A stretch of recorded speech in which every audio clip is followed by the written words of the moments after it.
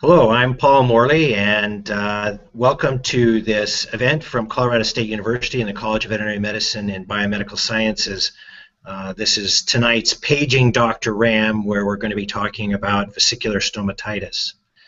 Start by introducing myself and the other co-moderator with me, co-host of this event with me. I'm going to bring up a picture of us here if I can make all of these things work. Right, there we are. So myself and Dr. Angela Pelzel-McCluskey. So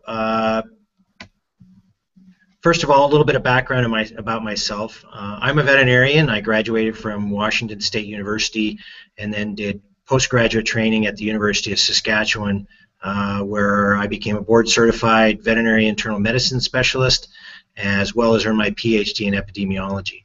And I've been working here at CSU for about 15 years. And my service role, I'm in charge of the infection control program for the James L. Voss Veterinary Teaching Hospital. So controlling these infectious diseases is one of the things that I do on a daily basis. In addition, I do research and teach about various infectious diseases.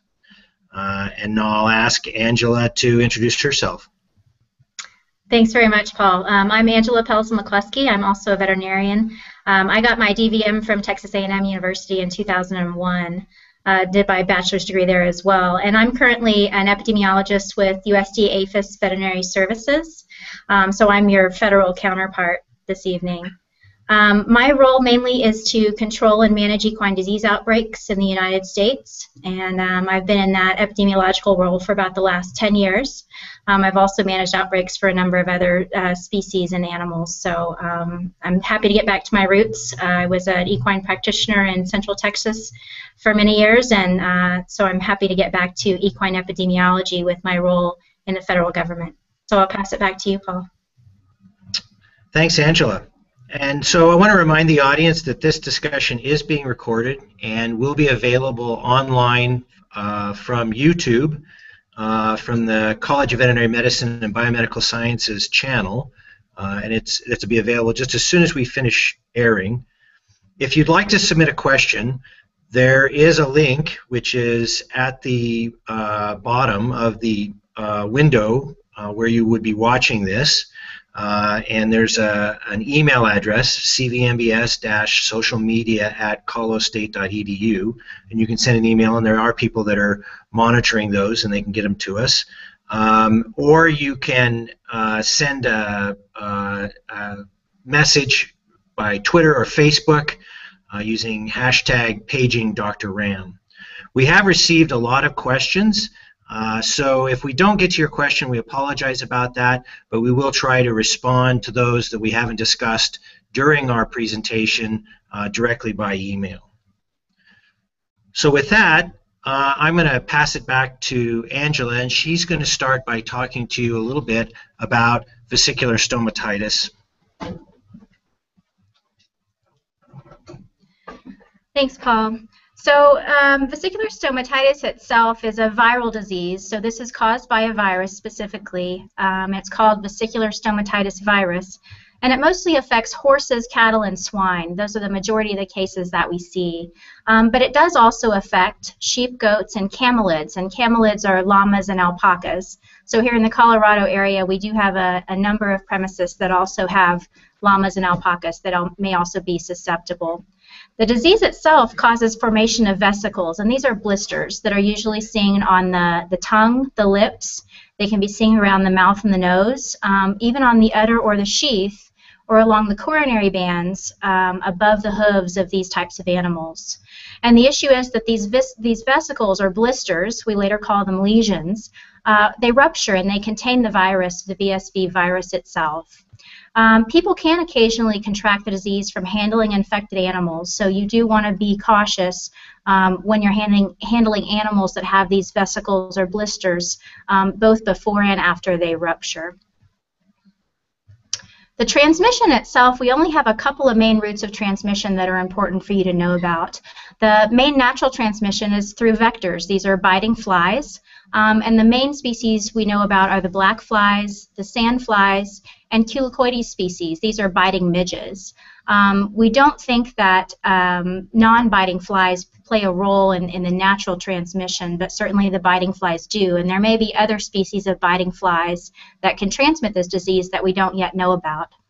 The other major way to transmit this disease is through direct contact of other animals with those ruptured blisters or the lesions of the affected animals, because as I said, the virus is present in those lesions. And a final way that we know that this can be easily transmitted is by contact with objects or areas that have been recently contaminated with the virus from those lesions and contact with the lesioned animals. So things such as shared water troughs or feed buckets and also other contaminated surfaces can be a source of virus transmission after the animal has left those areas. So what I have here is just some lesions to show you. Most of these are already ruptured vesicles, and so they do present with some very severe lesions after they rupture, and they're quite painful to the animals. And Paul is going to talk shortly about what those clinical signs look like associated with these lesions. But the photo on the left is of a cow whose dental pad has got ruptured lesions on it and is very painful. They do slobber a lot. And on the top right, you have a horse where the edge of the lip at the mucocutaneous junction has sloughed off, and you can see that bright pink, angry, inflamed tissue. And in the bottom corner is parts of a tongue that have sloughed off, and this is actually a healing tongue lesion. Here's some more different presentations. There are some vesicles you can see really clearly on that top left picture. The vesicles themselves that were large blisters that have since ruptured and are starting to heal in the center. And then there's a really good photo of a sloughing tongue where portions of the top layer, the epithelium of the tongue, has sloughed off and is causing that horse to salivate quite a bit. Here's a few more. They also kind of present as some crusty noses, we like to call them. So the horse on the right has got just the kind of crusty nose syndrome, and that can be anywhere on the muzzle that we see those. And then the one on the left has more active lesions that go into the edge of the lips there, and you see a lot of slobbering. So there's some other places where we can see these lesions. The coronary bands are not a usual presentation. We see them occasionally, and they're kind of hard to spot. Most people will notice the lesions around the mouth and muzzle, but sometimes people miss these. So we have a couple of lesions on the coronary band, and it's just right there, right above the hoof, that you see some of that angry tissue, and these are both healing lesions, so they're not as oozing as they once were. And then we also see lesions on the sheath and the udder, so that far right picture is of a very inflamed and swollen sheath, and you can see the crusty edges there where we have lesion. Ears are a slightly unusual presentation. I'm told we've had ear lesions in previous outbreaks a number of years ago, but we are seeing them currently in Colorado. So we have a number of ear lesions, and we have two different presentations there. The photo on the right is a photo taken by an owner of a currently infected horse, and you can see that the lesion is on the inside of the ear. And then the more severe lesion on the left is actually on the outside of the ear, and we did isolate virus from that lesion.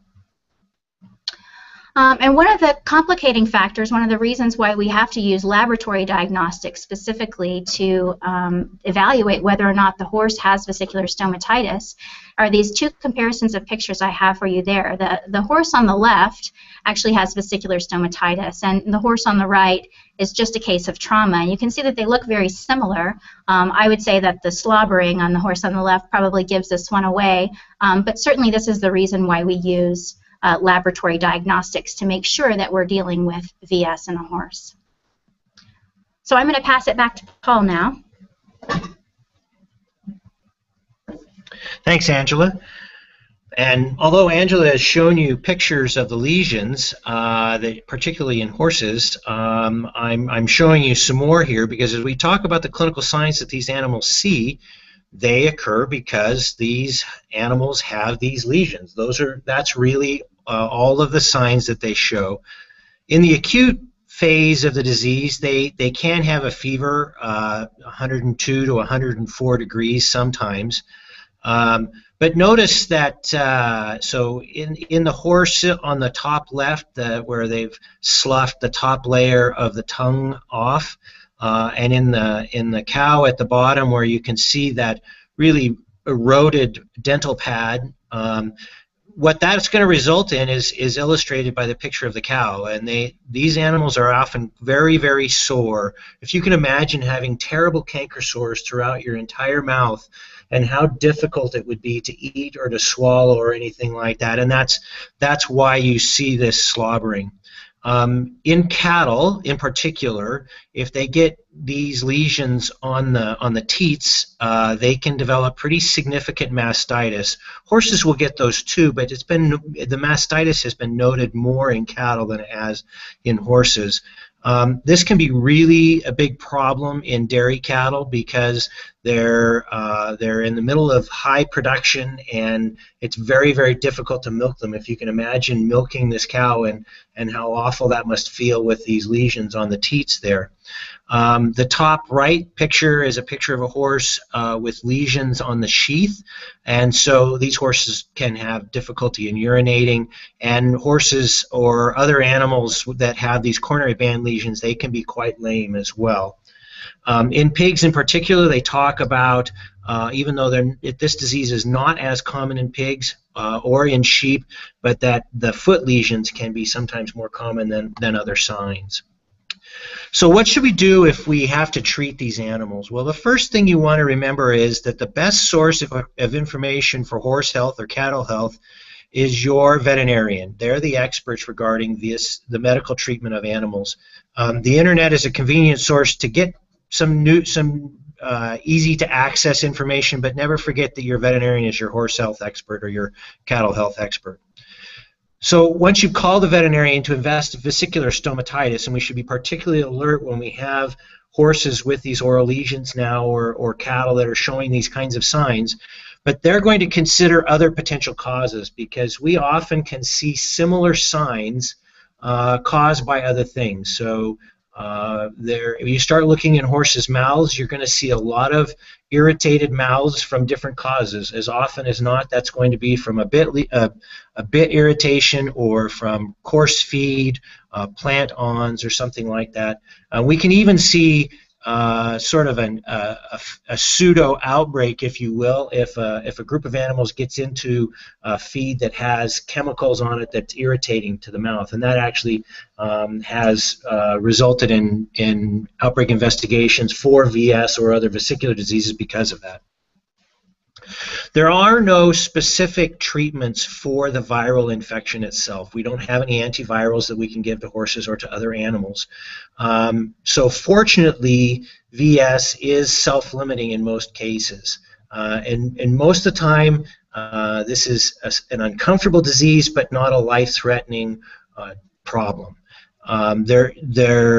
So the best thing that we can do most of the time is making sure that the animals are adequately hydrated and that they're eating properly so that they can maintain themselves.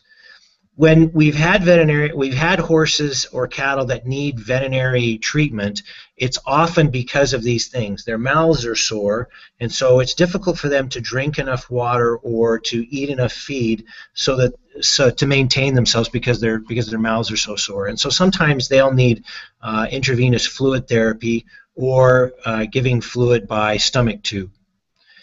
So the best thing that we can do is provide that supportive care. We don't want to give these animals real coarse feed, feeding them like a bran mash, that are pretty high in concentrates, so grain and that, and yet they're soaked, so it's easy for them to eat. That can help them out a lot. The other thing we can do is keep these lesions clean. We don't want them to get a bacterial infection on top of the open sores that they get. For mouth lesions, sometimes taking a salt water solution and rinsing the mouth out with a drenching syringe can help, or we can actually apply dilute disinfectants, or antiseptics, I should say, like chlorhexidine, to those, if that will help. But you should work with your veterinarian in treating these before you try any home remedies on them. Sometimes pain relievers might be prescribed by the veterinarian depending on what's going on, but we want to be really careful about use of those, so like bute or banamine in horses or cattle that are not drinking properly, because it can cause kidney damage. And so we want to make sure that we're monitoring both of those things even when we're trying to help them. If these lesions do become infected, it may be necessary to give animals antibiotics. Cattle with mastitis or other animals with mastitis would be a particular situation where sometimes that's indicated, but we can also have that if these are particularly deep or problematic lesions that you're seeing. So after we thought about treatment, actually what we really want to do is prevent these animals from becoming infected. And as Angela pointed out, probably the biggest thing that we can do is to prevent the vectors, which we think are one of the most important things that are related to causing these infections. So we're especially worried about biting flies and midges. There are a number of them that can be associated with transmission of the virus. Some of them are better than others. Some of them are probably because of the bites themselves that they would take and the insects themselves get infected. In others, it's probably because more that they're just spreading it from one animal to another, and they're not as effective, but they can still do it. So we're probably not as worried about mosquitoes, although if we're controlling exposure to biting flies and midges, we're going to be controlling exposure to mosquitoes, so that's going to be taken care of. For applying to individual animals, one of the better things we can do is to use an insect repellent, and I'll talk in a minute about what specific kinds are you should use on your horse as opposed to using in a barn or something like that. In addition, you can use sheets or masks for horses in particular, and that will help them a lot in preventing them from exposure to these biting flies. Of the research that's been done about what is related to prevention of infection during outbreaks, it's interesting to note that providing shelter to horses or cattle can be really, really effective. And even if it's a three-sided loafing shed or something like that, where animals will go just to get out of the areas where the biting flies are congregating during peak feeding hours, or if you actually take them and put them in a stall during this. So stall them in the evening and in the early morning and through the night, and then you could put them out during the day, and that would if you want to put them out at pasture, that's the time to do it. In those research studies that have been done looking at risk factors for infection, if your premises is close to open water, in particular low-lying river valleys, those kinds of things, as well as if there are areas of brush or forest that are nearby, those areas in particular can be problematic because they're good areas for these insects to grow and to aggregate. The other thing that you can do to control this is to have good manure management on your facility. So you want to make sure that we don't have huge piles of manure where your animals are being housed or near the barns, those kinds of things. You're dispersing that so that it's not an area for fly breeding right close to where the animals are being housed. The other thing that we can do is use a biological vector, these fly predators, and there are companies that will sell these. They're relatively inexpensive, and we've used them here at CSU, and when we do think anecdotally that it has decreased the fly populations around our areas where we house horses. And what these are insects that feed on other insects, and specifically they're a particular kind of wasp that they feed on the larval forms of the flies that spread these viruses, that spread this virus around. So you spread these around in the manure, and they hatch out, and they hang out near them, and they don't bite other animals or anything. They only feed on these flies. The other thing that's really important, and part of the reason that we quarantine animals, is to prevent direct contact or prevent contact with infected animals, and that's either direct nose-to-nose contact as well as indirect contact. So if you were at a public event, this is another reason why we wouldn't want to use a common feeder or water, because those can be contaminated with the virus, as Angela was saying, when these blisters rupture and it's coming out of those blisters. We also want to use good general biosecurity practices like washing our hands regularly, particularly in between animals when we've been in contact. We have to worry about contaminated clothing. There should be a comma there, or feeders and waters, those kinds of things. We also are worried about moving infected animals and moving the vectors themselves. So again, this is why premises where infected animals have been housed, those animals are quarantined right there because we don't want them to move into other areas. And it's been documented that this has spread infections from state to state even by moving acutely infected animals into another area. Our state veterinarian, Dr. Keith Rohr, has made a really nice note to all the veterinarians around and to people who move cattle or other livestock about the importance of spraying trucks and trailers to control vectors. So the problem would be, of course, that if you went to some place where there were infected animals and there were vectors that had the virus on them or in them, and if they got in the trailer or got in a farrier's truck or a veterinarian's truck or anyone's truck, and then they went to another premises, then they could cause an infection. And so we want to make sure that if you do have equipment that's moving between facilities, that we're concerned about transmitting those flies and midges with it. We get asked questions quite a bit about visitors. Is it okay to have people to come to a barn or those kinds of things? The research says that that's not as important probably as controlling the vectors. So of course we want to practice good biosecurity. We want to make sure if people do have to go between premises that they're washing hands and that they're not taking contaminated materials. But that's probably not as important as taking control of the vectors on a premises. I want to make a special note about control measures that we can use on individual animals. So as I mentioned, the sheets and masks are a great idea, and we do think that they actually help quite a bit, particularly in animals that can't get inside or that you don't move into a shelter at night. Angela's she showed you some pictures of the ears of these animals, and there are particular kinds of midges that really like the ears on horses and cattle, and so if you're using a face mask and your horse will tolerate it, one with the ear covers is probably a good idea. If you're going to use insect repellents, and we do recommend that in areas where there are active infections, make sure that you're only using one that's labeled for animal use. Those ones that are labeled for use in horses and cattle are going to contain a compound called pyrethrins or pyrethroids. And the reason I've got a picture of these flowers at the top is that those are derived from a natural compound in flowers that are part of the chrysanthemum family. And so it's a bit of a natural compound in and of itself. It does kill as well as slow down the animals or slow down the insects when they come in contact with this. You'll know from your own buying of insect repellent that they recommend a high DEET content for stuff that we use on people, and we would never recommend that you use DEET insect repellents on horses or cattle. Only use fly spray or insect repellent that contains pyrethrins.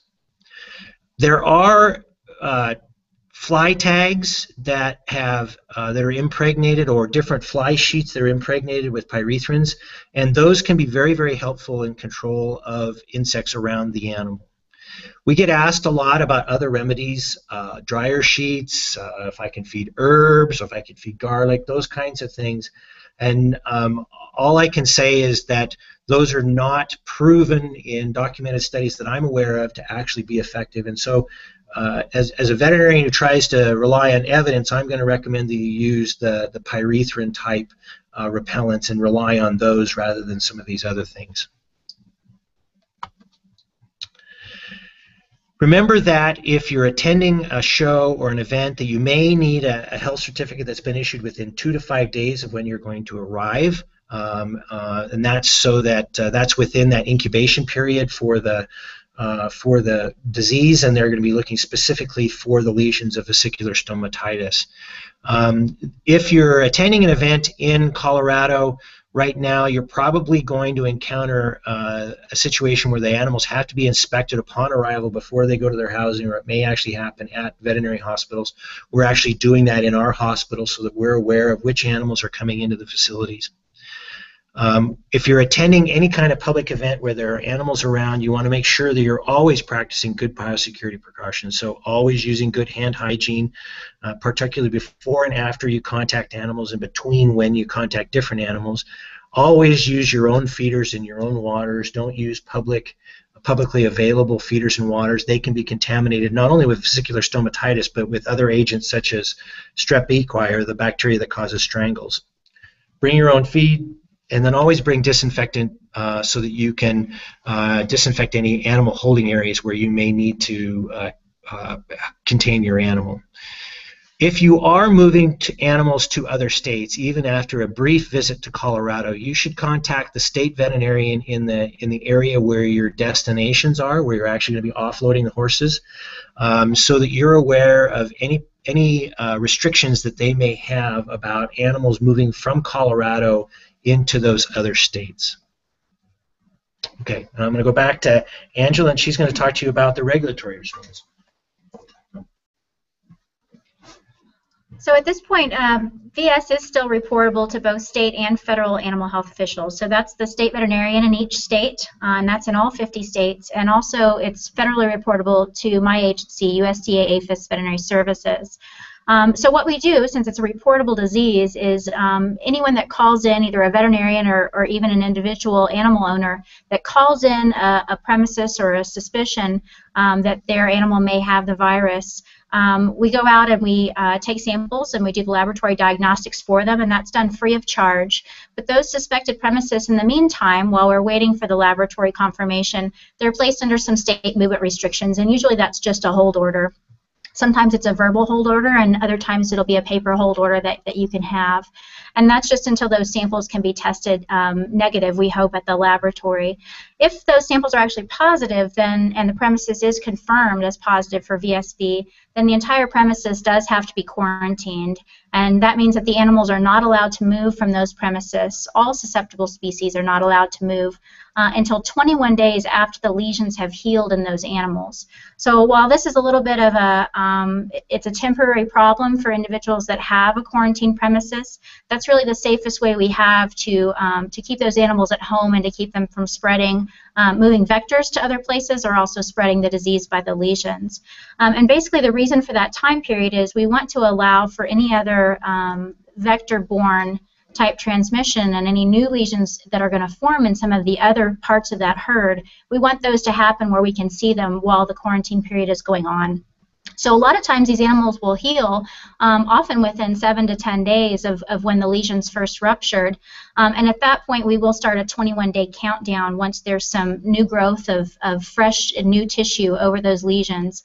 And we'll come back at 21 days, the end of 21 days, make sure that no one else on the premises has broken with lesions, and also make sure that the animals that were lesioned have since healed and are no longer to shed that virus. So in the recent history, the last 10 years or so, we have had a number of outbreaks. You'll notice from this table, though, that they don't occur every single year. They can be pretty sporadic. And prior to 2004, actually, we did have outbreaks in the mid to late 90s, and then before that in the mid 80s. So these are fairly sporadic, within 5 to 10 years apart for most purposes or most years. But by this list, you can see that the 2004 and 2005 outbreak was very large and involved a large number of states, and you can see that usually these states affected are in the southwest region of the United States. So we pretty much know where we tend to get this infection, and it usually does last the entirety of the season in which those vectors are moving and spreading disease.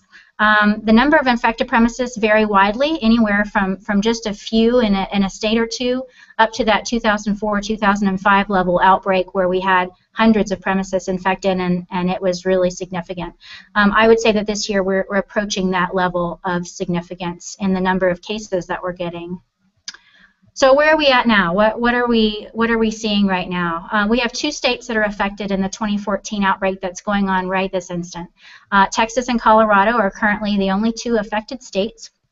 And we do have weekly updates of all of these cases and any affected states on the USDA APHIS website. And at the end of our presentation, Paul has got a slide that'll tell you how to get to that website. We update those weekly. About every Wednesday, I'm posting a new situation report, and there's some great maps that you can go look at to see exactly where these cases are located.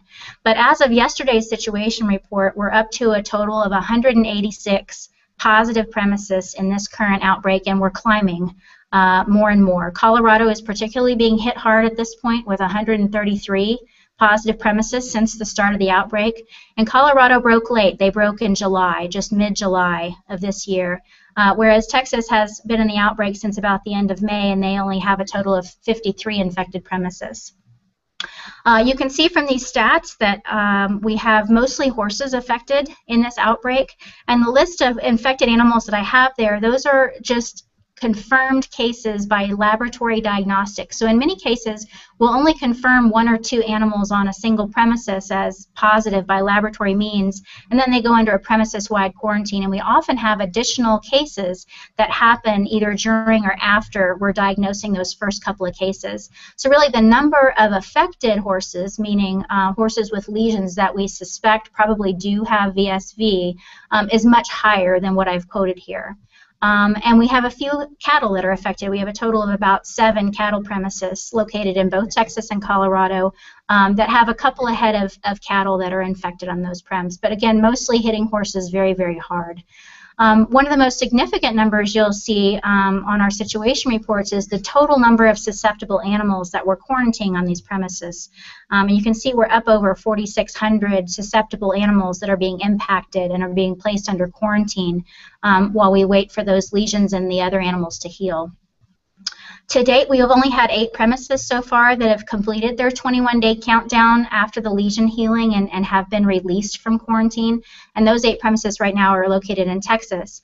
But the good news is we have a number more premises that are on 21-day countdown now and are coming right on the heels of those 8 premises, getting closer to their quarantine release date. So 19 additional premises in Texas are waiting to be released on their countdown, and a large number, 42 in Colorado, are already on their 21-day countdown to release. Another thing you'll see on our website are these handy-dandy maps where you can take a look at the county-level data. The reason that we don't post the individual points, and I've been asked this before, why don't you post the individual points of where these premises are located? It's for confidentiality purposes. I think individual owners could understand that they would probably not want a point for their premises displayed on a public website as having an infected premises. So we use county-level data to protect the identities of those farms and those owners. And I'm going to pass it back to Paul one last time. Thanks, Angela. So I'm going to leave this slide up here for just a second, and then we're going to be taking it down. So I'm going to encourage you to write down information here, and we'll also try to post this on the as a comment on the YouTube site so you have access to that, so you have these links available to you.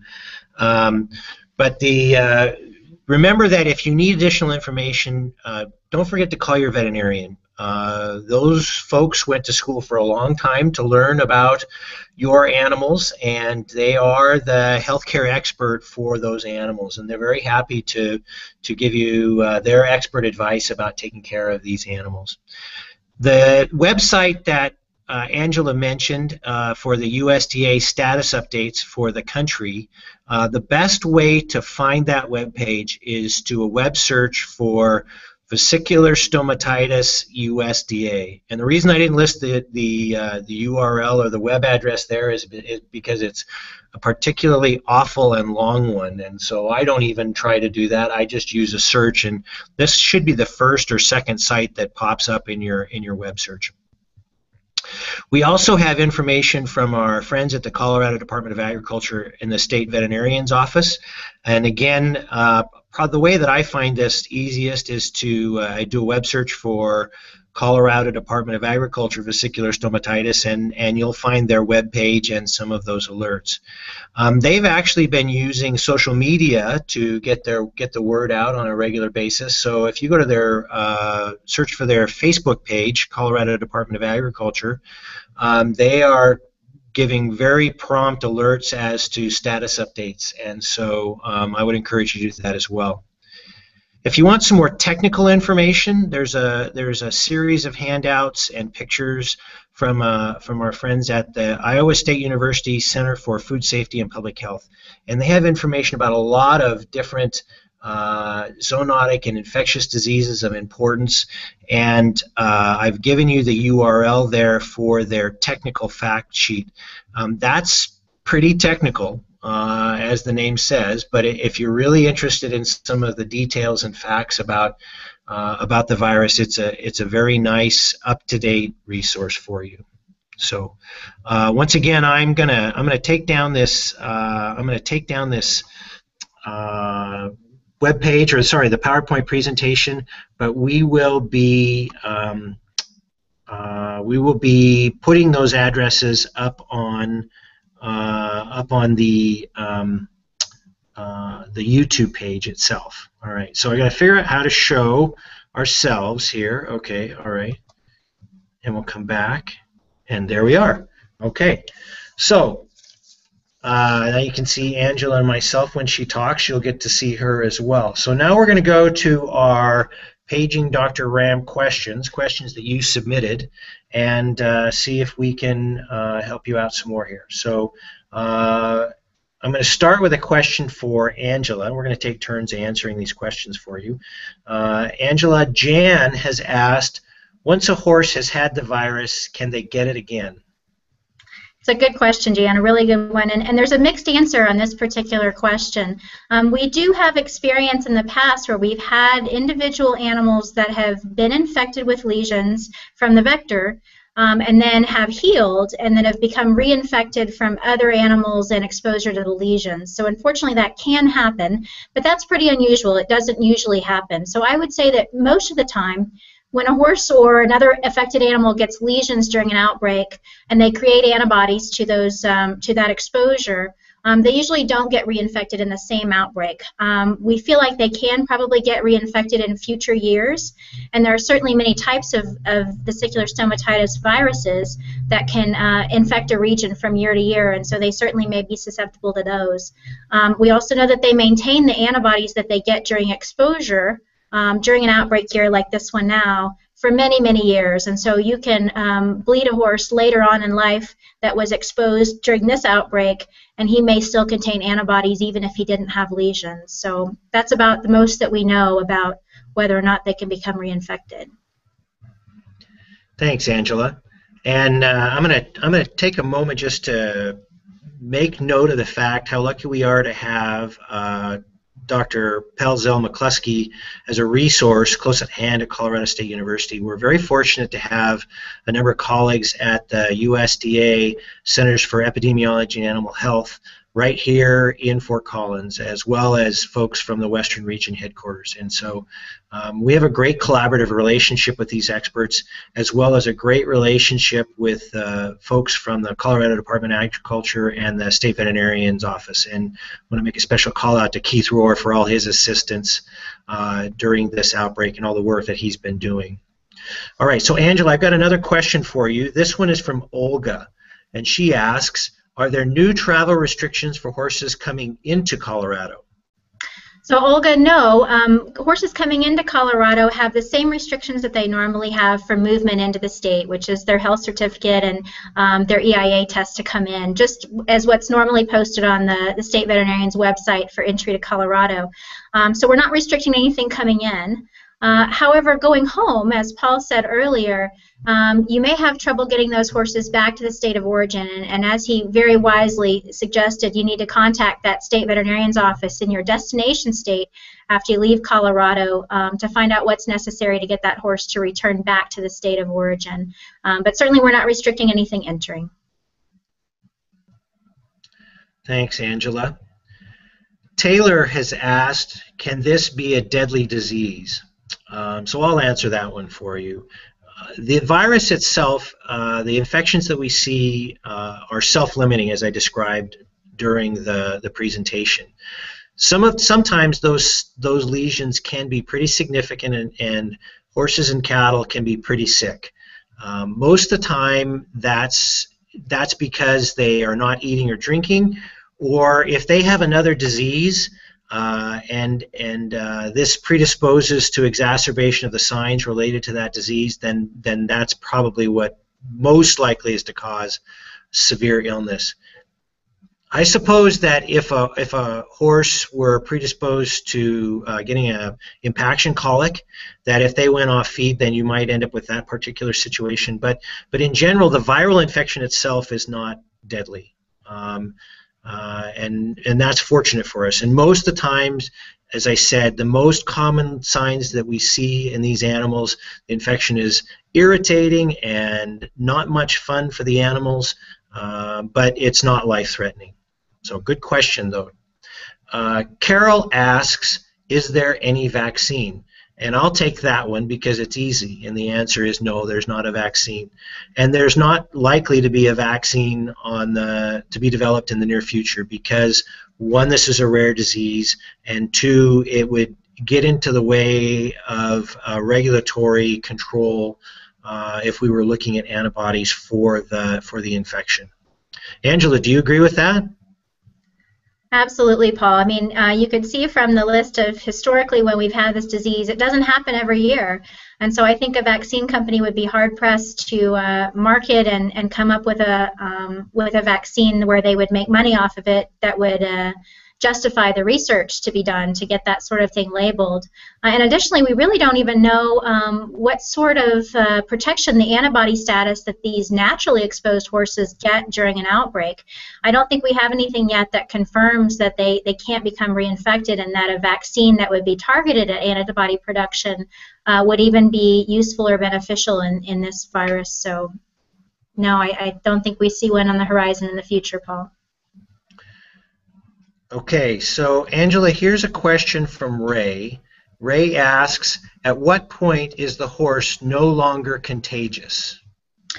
So good one, Ray, but I think you heard us when we were talking about the lesions themselves and that the virus is in the lesions. And so what we're looking for with this quarantine period and the period in which you need to be worried about horses spreading virus to others is during the time when those lesions are open and oozing. So we're going for virus elimination through the healing of those lesions. And essentially that's what we're waiting for. So you want to keep these animals separated from others until those lesions have completely healed. And that's what we look for before we do a quarantine release. Thanks, Angela. So now that we've talked about the progression in the animals, I've got a related one, only it's to progression of the outbreak. And Wendy asks, please explain the seasonal progression. When does the outbreak end with the first frost? That's a really good question, Wendy. Angela, you answer that. Yeah, thanks, Paul, and thanks, Wendy, for that question. We're really hoping for the first frost or even the first snow to really cause a nice, good kill for our vectors, and that's probably what's going to really get us out of this. I can tell you historically we have had brand new cases that have occurred as far into October. So it doesn't necessarily end with the first frost, I would say. Even in Colorado, when we get some frosting in late September in some areas, that might be not quite enough to do it. But certainly by October is when we start to see the very last cases. I do feel like that we will have a decrease in the number of cases between now and October, but we may not get our final case identification until that time period. So it does follow the seasonal pattern of the vectors themselves. So Angela, you mentioned the quarantine period is related to the healing of the lesions because the animals are no longer shedding the virus once the lesions are healed. But and what people don't realize in my experience is that how long it can take some of these premises to clear the infections. And as you mentioned, some of them have started to come off of the quarantine down in Texas, but it's pretty common for premises to be quarantined for 60 or 90 days. Isn't that correct? That's true, Paul. And, we've tried to limit that a little bit. One of the reasons why you might have an extraordinarily long quarantine period while you're waiting for lesion healing are twofold. One of them is if you have really extensive lesions. And I would say some of the lesions we saw in the 2012 outbreak in New Mexico, where entire tongues were sloughed, that took a great deal of time to heal those tongues completely. And you were looking at probably a 60-day or longer quarantine period while those became completely healed. Another scenario that we've had in the past is if we have certain animals on the premises that have underlying medical issues like metabolic syndromes or Cushingoid horses, even horses that are just in their late 20s and early 30s and may not heal as fast as they used to, the lesion healing on those animals is going to be slower, and it may extend the quarantine as you would expect. We have added a clause to our regulatory guidelines the last couple of years, which allow someone like me, an epidemiologist, to look specifically at a situation on a premises and evaluate whether we need to start the quarantine countdown period, the 21-day countdown period, early because we have an animal that's not healing normally simply because of underlying factors or age or metabolic issues. So we are trying to limit that those quarantines are not going to drag on for months and months and months. Rather, we're going to help that horse to heal. We're going to identify that that's an animal that's going to need some extra attention and extra care, and we may be leaving that animal separated for a longer period of time, but we're going to try not to leave the premises under quarantine for that entire period. So that's something new that we've done in the last 2 years. Thanks, Angela. I guess the other thing I would note on that about quarantines from my watching premises and how they go on or come off quarantine is that premises where there's a large number of animals or there's a large proportion of the animals that are affected during an outbreak, it seems like it takes them longer to come off quarantine. And it may be because they're spreading virus around between the animals instead of it coming and going very simply. But it's another reason why premises where there's a large number of animals need to be particularly careful in their prevention measures for this disease. Okay, so we have a question from Ellen, and Ellen asks a good question. She asks, can it be carried into barns by vets and farriers, etc.? What about trailers? If so, what precautions should the service provider be taking, and what should the horse owner do to prevent exposure?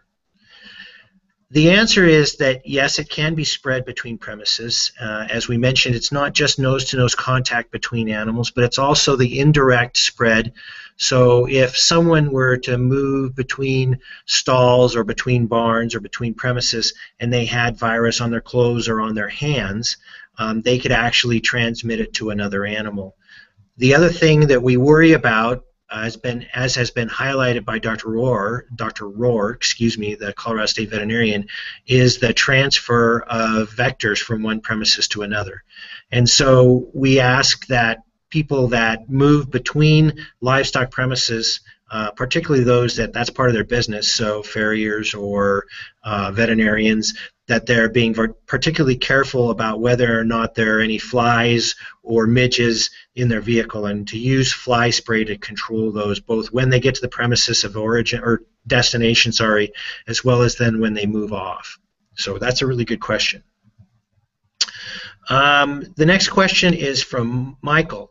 Angela, he asks, how about Utah and Montana? So you guys saw from our slides that this year Utah and Montana are not currently being affected. We hope that doesn't change. Right now the current outbreak is cases in just Texas and in Colorado. But you also saw from our slides that in previous years, specifically the 2005 outbreak that hit 9 states here in the southwestern U.S., Montana and Utah were involved in those previous outbreaks. So they are historic states that could get vesicular stomatitis and have had outbreaks in the past. I can tell you that we are monitoring and we have enhanced surveillance in all of our southwestern states as well as the states around the country. When we have cases of vesicular stomatitis that are confirmed in the U.S., we automatically increase and enhance our surveillance in all of these other states and enhance reporting from your private practitioners and veterinarians, letting us know when we need to go out and perform some diagnostics to make sure that other states are not also experiencing cases. So we are being very diligent in following up on any reported lesions or suspicious cases or possible cases in Utah and Montana, as well as all the southwestern states right now. Thanks, Angela. So I'm going to combine two questions here and give it back to you for an answer, Angela. Coleman asks, the outbreak started in Texas this year. How did it get to Colorado? And then combined with that, Olivia asks, where does VSV come from and why don't we see it in the U.S. every year? Yeah, that's a great combination of questions. It was good to put those together. So most of the time we know that VSV circulates in southern Mexico pretty much year-round, around the Veracruz area, and they have cases in both cattle and horses there year-round. And we know that that virus can move with the vectors following the waterways, usually northward. And we don't really know what kind of ecological patterns or changes to the environment cause that movement, but certainly they do follow typically the waterways northward. And so there are occasionally cases in northern Mexico that we see from year to year. And then beyond that, we sometimes get spillover from northern Mexico of the vectors moving, and that's exactly what happened this year. We had cases in northern Mexico that then spilled over into southern Texas. And so you can see from our situation report maps how some of the very first cases at the start of the outbreak occurred right along the border in deep southern Texas. And that's pretty typical for how we see the movement northward following the waterways. What usually happens is it follows the Rio Grande up into New Mexico and then on up the Front Range. And in this case, this is a really good question. How did it get all the way from South and Central Texas into northern Colorado? And at this point, that's pretty much, I don't think we can answer it definitively. It's a little bit of a mystery. That has happened before. We know that vectors move on air currents. We know that vectors can move in conveyances with movements of other animals, and those may be infected vectors. I can tell you that the first two index cases in Colorado were in animals that had no recent history of movement at all.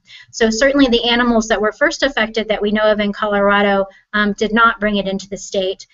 They were simply recipients of being bitten by the infected vectors. And since that time, we've had amplification of the virus and spread of the virus to other vectors that are then moving in this northern Colorado area. Some people have hypothesized that perhaps we have horses in Mexico and southern Colorado that were exposed to the same virus, the same 2012 VSV virus strain in 2012, in the last outbreak we had 2 years ago, and that perhaps they have some additional protection to this particular strain of the virus. And I don't think we know the answer to that, whether or not that's the reason we're not seeing cases right now in New Mexico and southern Colorado. But it's a real mystery, and we do see it happen occasionally. This is probably the farthest jump I've seen us have from one state to another infected state within an outbreak. Thanks very much, Angela. That's a great answer. So the next question comes from Tammy, and Tammy asks, will there be further measures to help stop the spread of ES by the state, such as cancellation of horse events or mandatory lockdowns? So Angela and I, in speaking with Dr. Rohr, have heard that the intention is that there won't be any restriction or cancellation of shows at this point, but they are recommending the control measures that we discussed during the presentation, that animals moving into these events would be examined and that they would use increased rigor in their biosecurity measures, as well as recommending that people are using good control of the vectors through fly spray and masks and sheets and those kinds of things. The next question then comes from Jean, and Jean asks, does this put a pregnant mare at greater risk of abortion if she's infected? And that's a good question, Jean, but the virus doesn't affect the fetus or the placenta or anything like that, and so it doesn't have any direct effect on the pregnancy. If it was an at-risk pregnancy, or if the animal had other health concerns like Angela mentioned, such as metabolic syndrome or something like that, then we might worry about whether or not they were at higher risk and that this would tip them over, and so that it might, just through general problems with their overall condition, that it might lead them to abort. But it wouldn't directly cause the mare to abort or be an increased risk by itself. The next question comes from Micah. Micah asks, we had one horse in our barn of 65 horses get vesicular stomatitis 3 weeks ago. Sores are healed, and we now officially are on the 3-week waiting period to come off quarantine. How vigilant do we need to continue to be? That's a good question, and the answer to that goes to if all of the animals have healed lesions, there are no animals with any active lesions, then there shouldn't be any transmission of the virus and there shouldn't be any increased risk. Now that doesn't mean that if there are infected vector populations that you wouldn't be at risk from getting infected, but it wouldn't be any greater than if for any other premises that was in the area. Angela, do you agree with that? Yeah, absolutely. I think the worst thing that you're waiting for on your countdown period after those lesions have healed is that fear of whether or not we still have infected vectors that may continue to transmit the virus. And you know, we're doing our best with those countdowns to keep them short, so that the lesion healing and all of that is proper. But we're also trying to give a little bit of leeway to allow those infected vectors to move on and not cause additional cases subsequent to the lesion healing in the animals that were affected. So it's a tough game, but as Paul says, you've really got to continue to control those vectors and stay vigilant on the vector side once you've got all the lesions healed in your herd. Okay, the next question comes from CD, and this is a good question that's a follow-up on that. She asks, can a horse be infectious without showing any outward signs of the virus? For example, excessive salivation, blisters, or lesions, given that the incubation period is generally 2 to 8 days. Angela, you want to talk about that? Yeah, sure, and it's a great question, CD. So we know that there's not a viremic stage that we can find. There's no stage in which we find virus in the blood of exposed mammals such as cattle and horses. So definitely we know that just the vesicles that rupture and those lesions themselves are the only place where we can find active virus in these exposed animals. And so that means that without those lesions being present, the animal has no way to transmit, from what we can tell, to any other animals. There may be a reservoir for this virus out there that we have yet to find, but at this point, the direct contact in our domestic species we know is not dangerous without the presence of those lesions. Okay. The next question we have asks, should we be worried about attending county fairs or the Colorado State Fair? And asking about both horses and people. And I'll answer that one for you. What I've been telling people is that while we are concerned about spread of this virus and we're worried about control of the vectors, it's really not that contagious of a virus. It's not the most contagious disease that we know of. It's nowhere near as contagious as influenza or herpes virus or strangles or some of the other diseases that we see more commonly in horses. It's really important as a disease because of its similarity to other diseases of regulatory concern. As Angela mentioned, the lesions can look just like the lesions for foot and mouth disease or swine vesicular disease or some of these other ones which have very, very significant trade and economic concerns. So with that in mind, though, if you were attending yourself as an individual and you had horses at home, I wouldn't be at all worried about attending an event where there were horses. Again, we'd recommend just good biosecurity measures that we would always recommend, that you would be aware of the clothes that you've worn around other animals and that you would change those or launder those before they're worn around your own horses, and that you'd pay particular attention to good hand hygiene, and that you had washed your hands before and after contacting an animal, and particularly whenever you're moving between animals so you're not spreading those things around. If we're talking about horses and you were going to attend a day event or an overnight event, once again, if the show is screening the horses that are attending or cattle that are attending for signs so that there were no animals that were arriving into the event that had active lesions, and that if people were paying good attention to whether or not animals were sick, so they were showing any of those signs of the excessive salivation or the lameness related to the coronary band lesions or those kinds of things, there's really not a great risk for transmission to your horse or cattle or whatever, more than being at any other premises in the Front Range, given that we have this outbreak ongoing and we have infection in the vectors. So if you're paying attention to use of good fly control for your animals while they're there, and that you're using your own feeders and waters and using those good same biosecurity precautions, it's probably going to be just fine. I would be willing to take my animals to an event, particularly if it was something we've been planning on going to, but I would be very, very careful about contact with other animals, and I would be very, very careful about using good control of vectors and those kinds of things. Okay, so the next question that we have is, I have planned to travel to horse events for clients at my stable. Sorry, I misread that, excuse me. I have banned travel to horse events for clients at my stable until further notice, and I'm requiring a health certificate 5 days old or less with a line written by the examining vet talking about no VS seen on incoming horses in question. What do you think of this? And that question is from Carlin.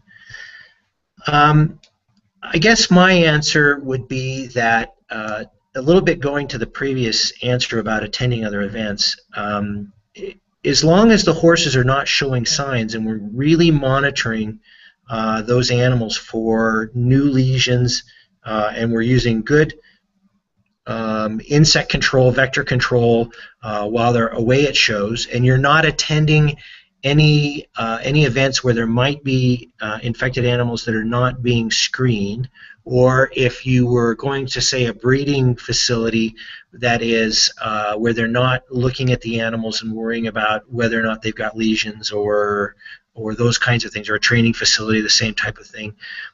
I guess I'm not sure that I would be heavily concerned about the risk of contagious disease. Now, that said, I'm talking about the risk related to contagious disease, and I'm not talking about the economic risk that you might be facing as an owner of a boarding stable or a training facility or something like that.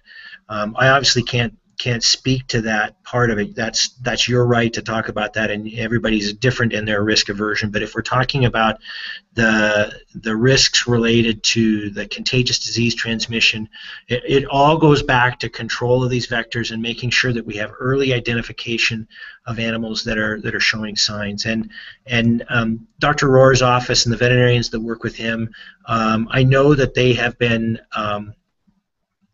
very considerate of horse owners and people that might be housing events, so that they're not creating undue problems for them while they're trying to impose good, sound controls over transmission of this. Angela, do you have any comments about that?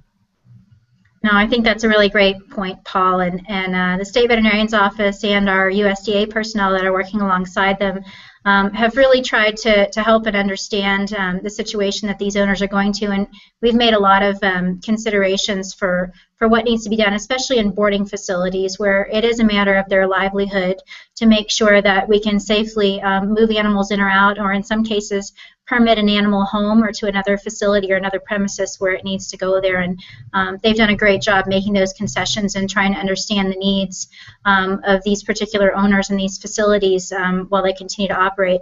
In addition to not imposing those restrictions as is appropriate, that they not impose restrictions currently on these events that are happening, because they are economically significant. And certainly, just as Paul said, we have a number of measures that are in place and that work very well to make sure that these events can still go on and that people can move their horses safely. Thanks, Angela. And unfortunately, we've run out of time, and it seems like we just started a little bit ago, and we've already run through the hour that we had planned for this event. We still have additional questions that some of you have sent to us and that we haven't answered, and we'll make sure that if we haven't covered it, during the presentation or the question and answer session here that we'll get back to you over the course of the next week. I want to take an opportunity to make a special thank you to Dr. Angela Pelzel-McCluskey from the USDA and for providing her expertise in helping to answer these questions. We want to make a special call out again to the state veterinarian and the Colorado Department of Agriculture and all the people that work in those offices for the efforts that they've made in helping to control this outbreak, as well as the USDA as well. I want to remind everybody that this is being recorded, and the recording will be available on the YouTube channel for the College of Veterinary Medicine and Biomedical Sciences within the next hour. And with that, we want to thank you very much for attending and for all of your questions, and we hope to see you again soon. Thanks a lot.